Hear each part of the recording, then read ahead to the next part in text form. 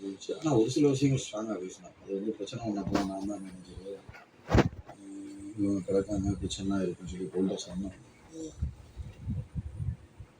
அன்னைக்கு விக்கல்ஸ்க்கான பாவம் அது ஒரு கவலை. ஏன்னா நான் சொன்னான் வாய்ப்பே கிடைக்காது இந்த மாதிரி வாய்ப்பு. மேனேஜர்னு எப்பயாவது ஒன்று தான் கிடைக்கும். கிடைச்ச வாய்ப்பை என்னால் ஒழுங்காக பண்ண முடியாம போச்சு அப்படிங்க. இந்த தடவை எனக்கு வந்து இந்த டாஸ்க்லேயும் ஒரு முக்கியமான பொறுப்பு கொடுத்துட்டாங்கண்ணே. ஆனால் பொறுப்பு கொடுத்து இந்த மாதிரி ஸ்டார் எடுக்கிற மாதிரி நல்ல ஒரு பேர் எடுக்கிற மாதிரி அந்த மாதிரி இல்லாமல் போச்சுடா. ஏதாவது ஒன்று பண்ணிக்கிட்டே இருந்தோம்னா ரொம்ப காம்பாங்கிப்பாரு.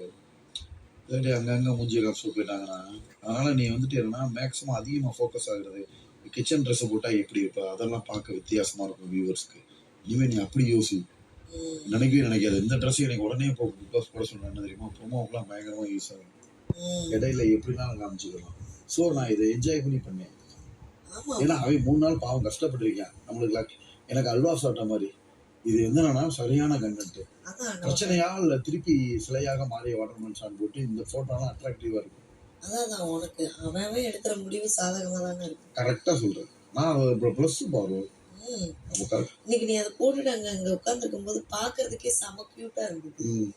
Very cute. அதனாலதான் அவர் உடனே ஜுவார போட சொல்லுங்க. அவங்க என்ன சும்மா அனுப்பிச்சுருந்தாங்களா? எல்லாத்துக்கும் யூஸ் ஆகும்.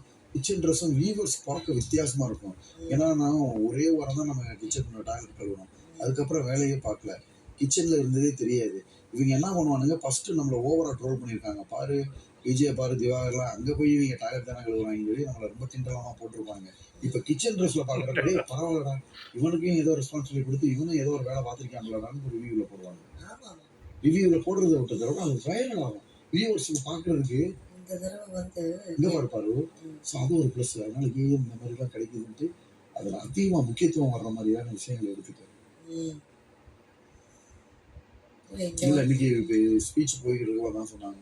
இந்த மாதிரி என்ன பாரு மாதிரி பண்ணுங்க, பாரு என்ன அப்படியா பிடிச்சிருக்கேன் ஹெச்டி போட்டு பாரு ஒரு லிமிட்ல நான் இவ்வளோ கேவலமாக பண்ணாரு. அப்படிதான் அந்த ஒரு பேச்சை கொண்டு விட்டேன். முதல்ல வந்து இந்த மாதிரி ஒரு ஜெனரல் ஸ்பீச் ஓடிட்டு யாரும் சொல்ல வேணாப்பா அவங்க சொல்லி கொடுத்த மாதிரி இருக்கும். போகிறப்ப என்ன சொன்னாங்க, பாரு மாதிரி பண்ண ட்ரை பண்ணுங்க. அதை பார்த்துட்டு அதே மாதிரி பாட்டில் வச்சு பண்ணுது. ஆனால் நீ இப்படிலாம் ஆண்டது இல்லையே, இப்படிலாம் ஆடு சட்னி துப்பிக்கிட்டு இப்படியெல்லாம் பண்ணி அதுதான் நான் சொன்னேன். அது சொல்லாதீங்க. ஆனால் அதுக்கப்புறம் ஆமாம் நான் இவ்வளோ இதாக பிஹேவ் பண்ணேன்.